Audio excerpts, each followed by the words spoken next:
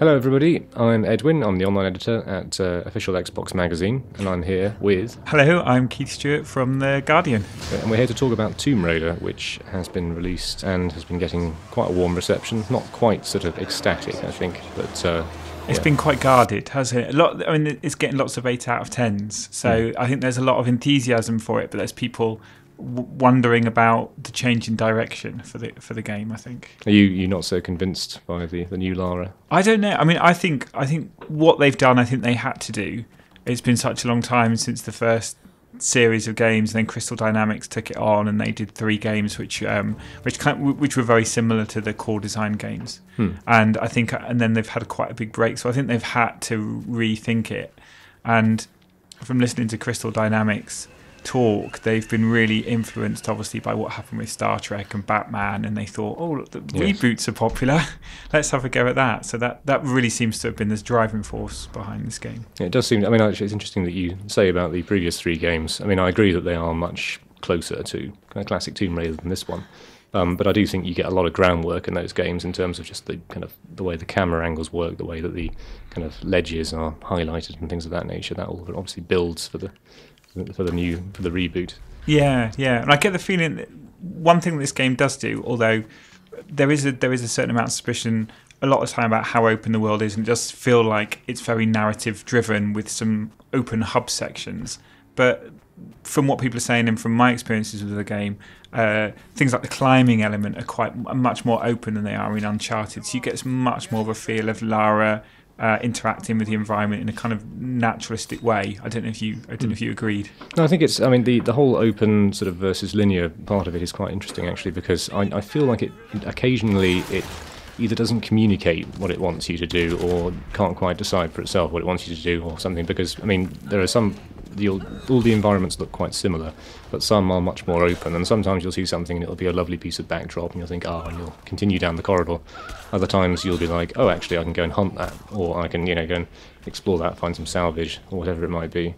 But I do think it's quite elegant. I just think it's perhaps not always as obvious. Yeah. I mean, I guess we should probably talk a little bit about the setup for the game, and the fact that it starts with Lara as, I think, a 21-year-old. Yeah, and she's left university, and she's decided, as we all do when we leave university, to go and find a mythical island in the South Pacific. And so she's bundled up a few of her mates and got on board this ship, and there's a terrible storm and the ship is wrecked, luckily on the island that she was looking for. But unluckily it's full of psychos and ne'er-do-wells who wish Lara and her friends a lot of harm. Yes, it's kind of not the best kind of gap year choice of any that I've seen, but it's funny that you don't see kind of the archaeological aspect of Lara Croft's personality, which obviously spurs her to go to this island in the first place, quite quickly becomes submerged between the if you must, I'll kill a bunch of people aspect of Lara's personality, which kind of emerges in response to these scavengers on the island and to just the general harsh climate on the island in general. Yeah, I mean, one of the interesting things about the game design is that there are tombs in the game, but they're of a secondary nature.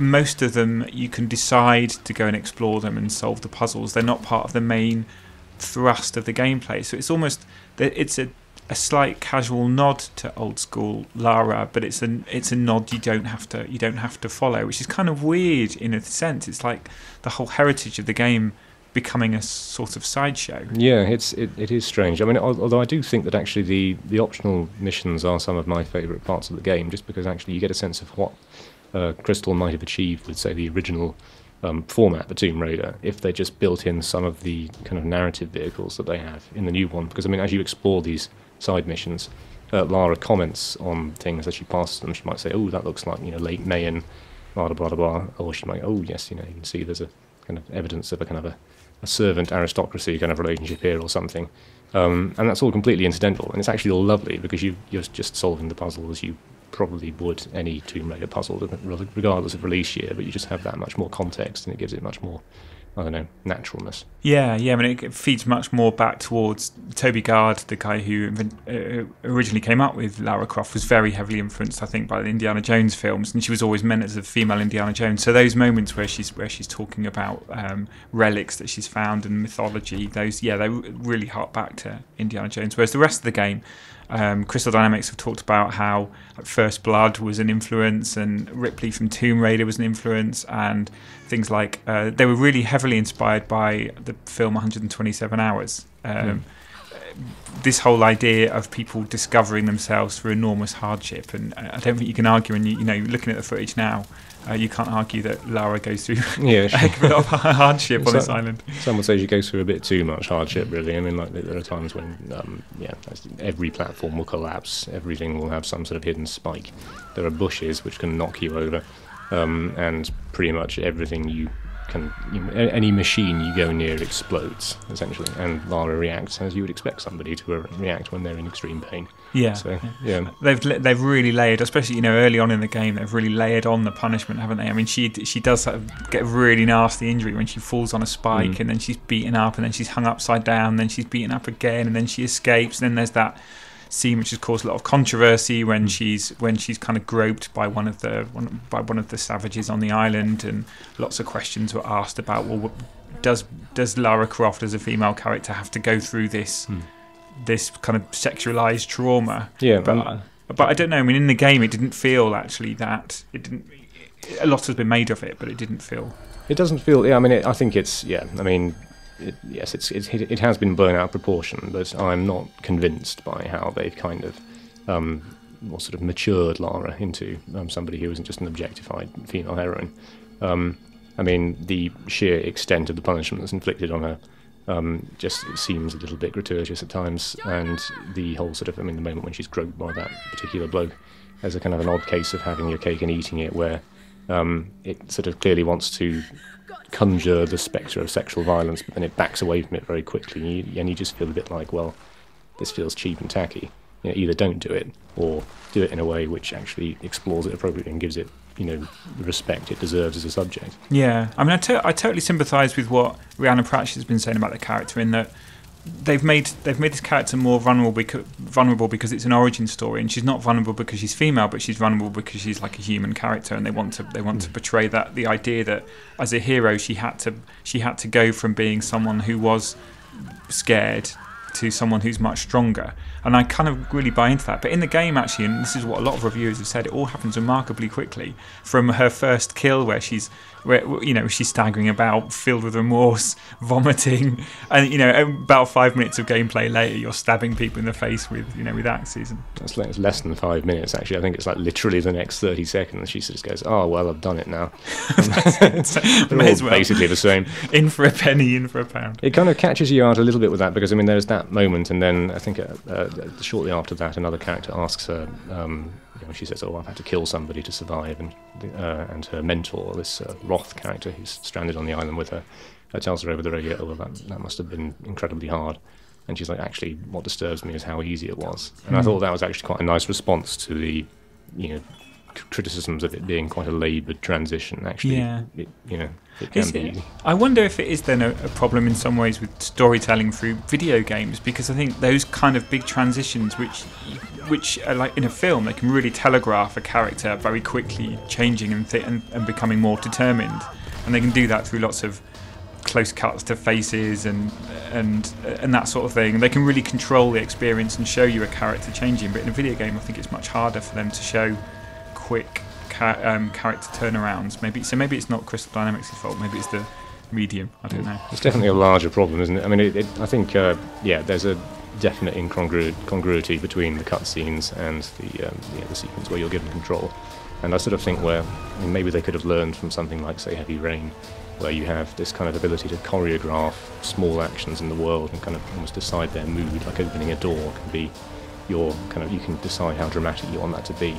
I don't think that's a perfect game by any means, but I feel like that tries to bridge that division, whereas Lara Croft is just happy to kind of be one person in the cutscenes and a completely different person when you're in control. Yeah, ludonarrative dissonance. Yeah. I love using that phrase. Yeah. It's not one you can usually pull out in the pub on a Sunday afternoon.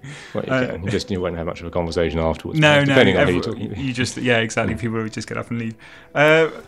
Actually, you mentioned Heavy Rain there, and obviously there's a similarity here in the use of quick time events. These kind of choreographed action sequences where you have to press you have to press a button really, really quickly to get the next sequence type, which I've never been keen on, even when they were used in Shenmue, which is a lovely, gorgeous, beautiful game on the Dreamcast. It's possibly the worst interactive mechanic ever created, I feel. I don't know if you agree. That's the headline. Yeah. I think it's I mean, I think certainly in Tomb Raider in the new Tomb Raider they feel quite flat. I mean, essentially quite often I found myself dying first time and then being respawned literally like a few feet before where it happened. And when that kicks in, you just sort of think, well, what is the point? I mean, either make it a cutscene or just give me some sort of slightly more meaningful power over this sort of thing. Having said that, I think there's a certain art to the way QTEs are constructed, to how they're kind of woven into cutscenes nowadays. You see this in Dead Space 3, which was released recently. And so I think it's possible to admire them, but it's rarely possible to have fun with them, which is kind of the point. But obviously as watching the video as we talk, it is a beautiful game, isn't it? I mean, the island is lusciously drawn. It's amazing use of lighting. It's gorgeous as a kind of end game. One of the final big games we're probably going to see in this current generation. It's a real kind of showcase, isn't it?